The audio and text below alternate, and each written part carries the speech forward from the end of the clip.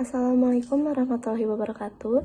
Perkenalkan, nama saya Diana Dila, mahasiswa dari Universitas Indonesia Membangun dengan prodi Ilmu Komunikasi dengan NIM 12113110043. Di sini saya akan membahas tentang perusahaan XYZ yang perusahaan teknologi yang mengembang pesat secara seluruh dunia dengan memiliki 500 karyawan. Di sini, setelah melakukan survei internal, perusahaan menemukan bahwa kepemimpinan Bapak A mungkin menjadi penyebab karyawan merasa tidak termotivasi. Bapak A dikenal sebagai pemimpin yang otoriter dan jarang memberikan umpan balik positif atau penghargaan kepada karyawannya. Jadi, di sini saya sebagai konsultan ingin menganalisis kepemimpinan Bapak A dan mengidentifikasi faktor-faktor mengapa karyawan tidak termotivasi. Dari cerita di atas, saya bisa simpulkan bahwa kepemimpinan Bapak A adalah gaya kepemimpinan otokratis. Gaya kepemimpinan tersebut memiliki kriteria atau ciri yang selalu menganggap organisasi seperti milik sendiri. Arogan, mengidentikan tujuan pribadi dengan tujuan organisasi. Menganggap bawahan sebagai alat semata, tidak mau menerima kritikan ataupun saran. Terlalu tergantung pada kekuasaan formalnya. Dalam tindakan, pergerakannya sering mempergunakan pendekatan paksaan dan bersifat menghukum. Gaya kepemimpinan tersebut bisa menyebabkan karyawan tidak termotivasi. Faktornya itu, yang pertama ada selalu menganggap organisasi sebagai milik pribadi. Yang kedua ada arogan. Yang ketiga menganggap bawahan sebagai alat semata. Yang keempat tidak mau menerima kritik dan saran. Yang kelima, terlalu tergantung pada kekuasaan formalnya dalam tindakan pergerakannya sering mempergunakan pendekatan paksaan dan bersifat menghukum, seperti yang tadi pertama saya ucapkan.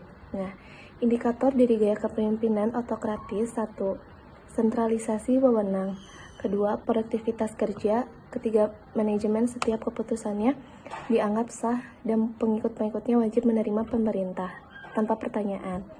Nah, selanjutnya itu ada pertanyaan, desain program pelatihan kepemimpinan baru yang mencakup prinsip-prinsip kepemimpinan modern dan membantu Bapak A mengubah gaya kepemimpinannya. Yaitu yang pertama, bisa melakukan survei menyeluruh untuk Bapak A dari karyawan-karyawan lain untuk membahas kebutuhan apa saja yang dibutuhkannya nanti. Yang kedua, tentukan tujuan-tujuan spesifik yang ingin dicapai oleh Bapak A melalui pelatihan kepemimpinan ini, misalnya peningkatan keterampilan komunikasi, kemampuan pengambilan keputusan, atau pengembangan empati. Selanjutnya, melaksanakan perkumpulan sederhana dengan karyawan lain serta berikan penilaian terhadap kepemimpinan saat ini, dan juga mendengarkan semua suara karyawan untuk menjadikan Bapak A mengubah gaya kepemimpinannya di masa yang akan datang. Dan selanjutnya, adakan kegiatan mentorship atau konseling untuk membimbing Bapak A selama pelatihan dan sesudahnya.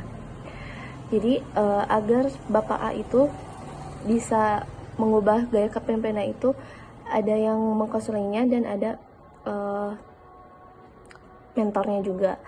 Selanjutnya, adakan evaluasi setiap bulan untuk membahas kinerja Bapak A, apakah semakin bagus atau malah semakin kurang. Nah, selanjutnya, bagaimana proses implementasi program pelatihan dengan menggandeng tim HR dan manajemen senior perusahaan XYZ. Nah, yang pertama itu, mengadakan presentasi untuk menjelaskan manfaat dalam program pelatihan ini. Yang kedua, analisis kebutuhan bersama. Lakukan analisis kebutuhan ini untuk memastikan program pelatihan sesuai dengan kebutuhan organisasi dan peserta. Nah, untuk pertanyaan terakhir itu ada bagaimana melakukan evaluasi efektivitas program pelatihan setelah implementasi. Yaitu yang pertama, lakukan wawancara kepada karyawan lain dan menanyakan kepuasan terhadap pelatihan yang sudah diadakan.